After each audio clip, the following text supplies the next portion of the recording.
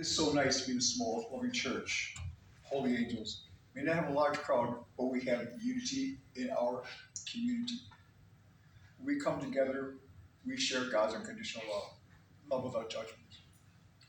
When we table at Stonewall Pride, Chasey Island, we share a message to people who may never heard of God's love before. We put unity in our general community. Holy Angels is very special because we do things together. If we're out somewhere, we represent the church no matter what we're doing. I know I do, and you do as well. If we're at the Zeno Salute Food Festival, we're just having dinner on the drive, people recognize us as being members of Holy Angels.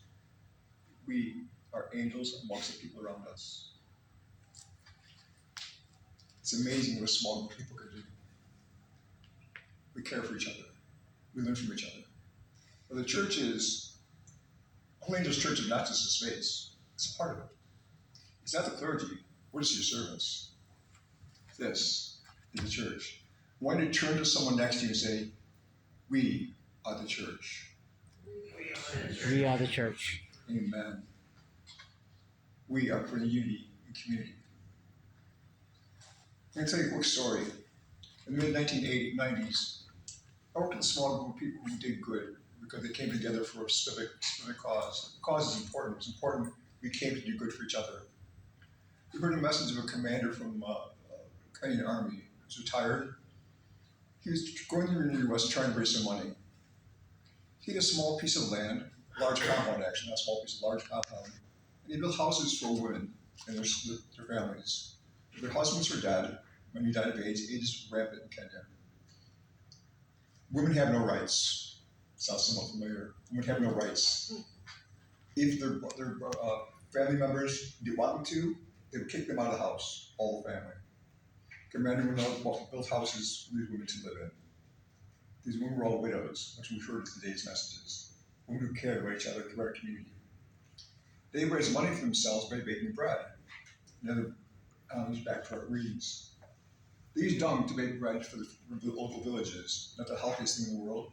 We asked them, how can we help you? How can we help you, Commander? Well, not just money for the houses. How can we help these people? They ended up talking, we ended up buying a large solar oven and a trailer. It was huge. Kenya is 20 kilometers away from the equator, so we had to fold it up. They had to fold it up during the day. The afternoon and morning, they were able to make bread for the communities around them. A year later, several of us in the agency went back to see how can we help again. We had conversations ahead of time. We went there to help them build schools. If you see TV, those little tin roofs on buildings in Africa, they're real. Most of the schools are also community centers, and they don't last very long. Let's rebuild those houses. We had another group of medical people. We worked with one doctor, a couple nurses, and social workers, and set up clinics in every little village we went to. We traveled from village to village, helping people. The executive director and I went to heads of village leaders to try and build up how can they work with the AIDS services agencies when one person serves a lot of people to work together. How can they help themselves? It's our goal. When we were there, we had an interpreter. His name was Elijah. You heard that earlier.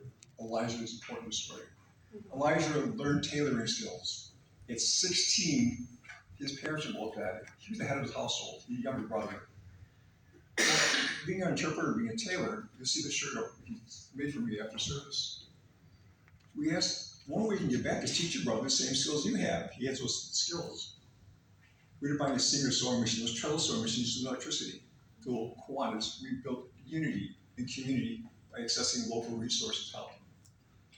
Now, when we went, every morning we'd stop at the compound. We didn't stay with the women in the compound, we didn't compete building their resources. We stayed in a hotel. We come back for lunch. These women, with resources, made lunch for us every day. The best bungali I've ever had in my life, made for these women who had very little to give. They provided for us, strangers in their midst. They were angels. They put another sense of unity and community. So we ask ourselves, what can we do now? How can we build a unity community?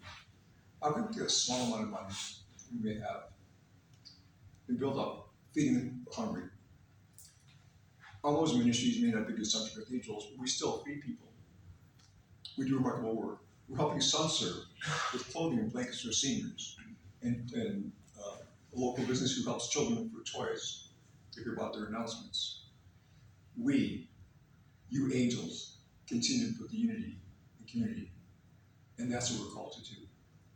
En nombre del Padre, del Hijo y del Espíritu Santo. Amen. Amen.